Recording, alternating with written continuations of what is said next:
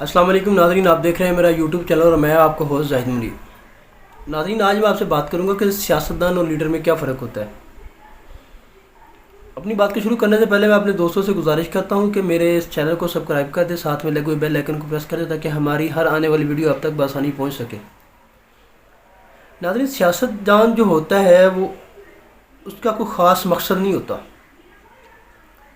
अपने मुल्क के लिए या अपने उस अवाम के लिए अपने किसी कोई ख़ास मकसद नहीं होता उसका। ये मेरे नज़रिए के मुताबिक है, मैं किसी और की बात नहीं करता। क्यों? सियासत नाम है धोखे का।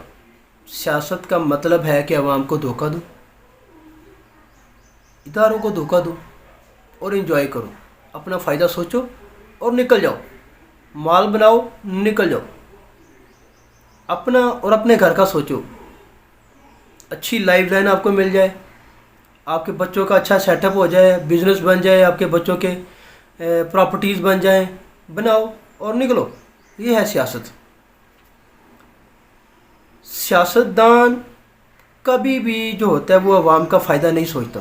अवाम का फ़ायदा सिर्फ उसने यहाँ तक सोचना है कि किसी मोहल्ले की नाली बना दी, किसी मोहल्ले की सड़क बना दी, या किसी जगह पे कोई पुली वगैरह बना दी, या कोई छोटा मोटा प्लांट लगा दिया, वहाँ पे फील्ड प्लांट लगा दिया। ये है जी अवाम का फ़ायदा।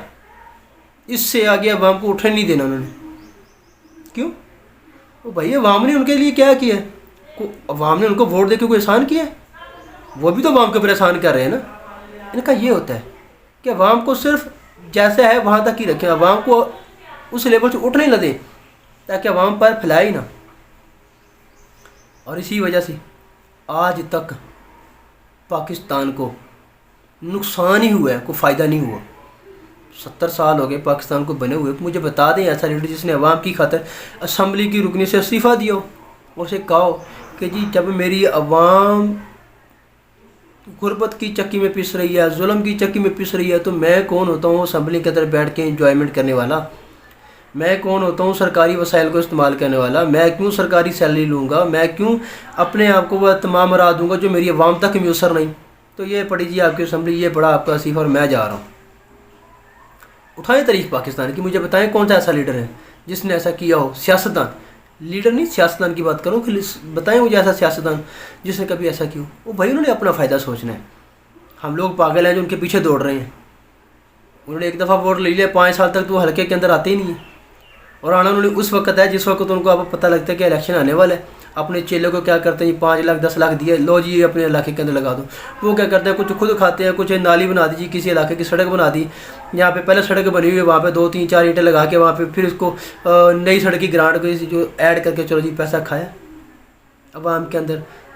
वो थोड़ा सा वो उसके टशन वशन भी हो गया, एक मकाम भी बन गया जी, वो फ़लाँ जी हराज साहब हो गया, फ़लाँ MLA हो गया, फ़लाँ डार साहब हो गया, और फ़लाँ जी इमरान खान साहब हो गया, फ़लाँ जरदारी साहब हो गया जी, मियाँ साहब हो गए, उन्होंने ये काम किया जी, चलो जी ठीक है। अवाम एक पंजाबी कहते हैं कि अवाम को फुलियाँ डाल दी गई, ट्राकी बत्ती के पीछे लगा दिया अवाम को जी। आ जाए आपकी सोलंग नाली ऊंचा कर दिया, सोलंग बना दिया, आपके नाली ऊंची कर दी है, आपके गटर का ढक्कन बना दिया, चलो जी आए जी वोट दें इमरान खान। इमरान खान को वोट दें, नवाज शरीफ को वोट दें जी। ओ भाई किधर मर गई वो आवाम? आपको किधर आपकी सोच रह गई है? क्या आवाम सिर्फ इसीलिए है कि आपके गटर का ढक्कन बन जाए, आपकी नाली बन जाए, आपका रोड बन जाए? क्या आवाम का इसके अलावा कोई और है ही नहीं? कोई और काम आवाम का है ही नहीं? क्या आवाम के मुआशी जो लवाजमत है वो नहीं आपने पूरे करने? जो नौजवान बेरोज़गार फिरते उनको आपने रोज़ी नौकरी नहीं देनी? अगर आपने नहीं देनी तो फिर आपने तालीम यहाँ तक लगाई ही क्यों है भाई? आपके जो ये कह रहे हैं कि जी इमरान खान साहब ने नौकरी ने, ओ भाई इमरान खान को दूर की बात है, उससे पहले 10 साल की जो पॉलिसी बनती आ रही है वो उसमें कितने नौजवान बेरोज़गार हुए? मुझे बताएं वहाँ पे कितने नौजवान जो है रोज़ी पे लगे?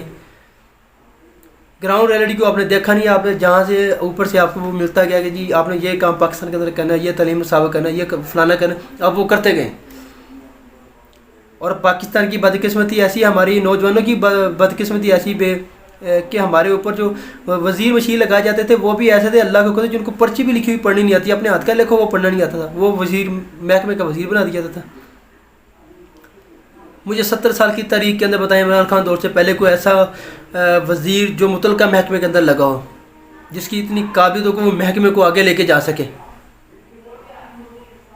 जब उसके अंदर अपनी काबिलियत नहीं तो उसने पीछे जो नीचे लोग काबिल बैठे उनको कैसे ऊपर लेके आना? उसने उसका काम होगा सिर्फ माल बनाओ, اور چلتے بنو، اور سیاست نام ہے دھوکے کا، اور آج تک ہماری عوام کو صرف دھوکہ ہی ملا، اس کے علاوہ کچھ نہیں ملا۔ عوام کو نعرہ لگا دیا روٹی کپڑا اور مکان کے پیچھے لگے رہو جی۔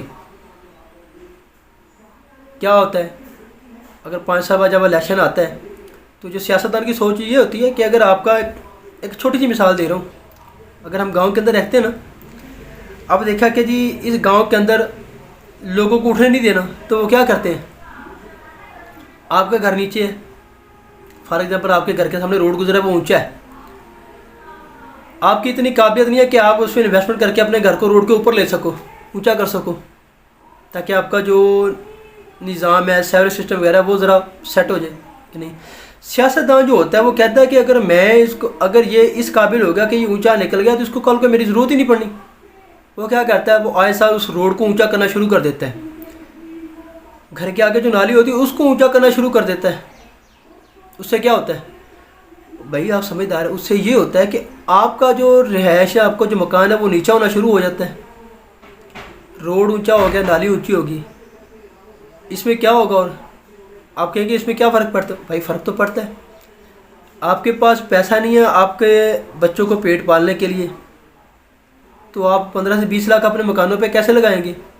جو بندہ 500 700 دیہڑی کماتا ہے وہ 70 80 ہزار روپے اپنے واش روم کا سیوریج سسٹم کیسے اوپر کرے گا؟ وہ یا تو اپنے بچوں کو پالے گا، یا پھر وہ اپنے واش روم وغیرہ کو سیٹ کرے گا، یا اپنے گھر کا پانی کا نکاس باہر نکالے گا۔ تو اس چیز نے ہمیں اتنا گرا دیا ہے کہ پاکستان کو اٹھنے کے قابل ہی نہیں چھوڑا، اور پاکستان نچوڑا گیا ہے۔ اور پاکستان کو بتائیں کوئی ایسا کام جس سے پاکستان آج ترقی کی جانب گامزن ہو۔ سیاست ہوگی کہ عوام کو اپنے ہی چکروں میں گمراہ کرتے رہنا، روٹی کپڑا مکان کے پیچھے لگائے رکھو جی، نہ اسے سوچ نکلے نہ وہ آگے کا کچھ سوچیں۔ اور اس کے مقابلے میں لیڈران جو ہوتے ہیں، جو لیڈر ہوتا ہے وہ لیڈر صدیوں بعد پیدا ہوتا ہے، اس کے پیچھے اس کی ایک خاص جدوجہد ہوتی ہے جس کے لیے وہ کوشش کرتا ہے، جس کے لیے وہ اپنی قوم کو قوم بنا کے لے کے چلتا ہے۔ آج اگر عمران خان ایک لیڈر ہے تو اس کے پیچھے اس کی بنیادی وجہ ہے کہ اس کے 26 سال 27 سال کی محنت ہے، اس نے اپنی اس محنت کو نہیں چھوڑا، وہ اپنا ایک ویژن لے کے چلا کہ میں نے پاکستان کو اس مقام پہ لے کے جانا ہے۔ میں کوئی عمران خان کا ورکر نہیں ہوں، نہ میں پارٹی ورکر ہوں اس کا، نہ میں نواز شریف کا ورکر ہوں، نہ میں زرداری کا ورکر ہوں۔ بھائی بات وہ ہے جو حق پہ ہو اور کرنی بھی چاہیے۔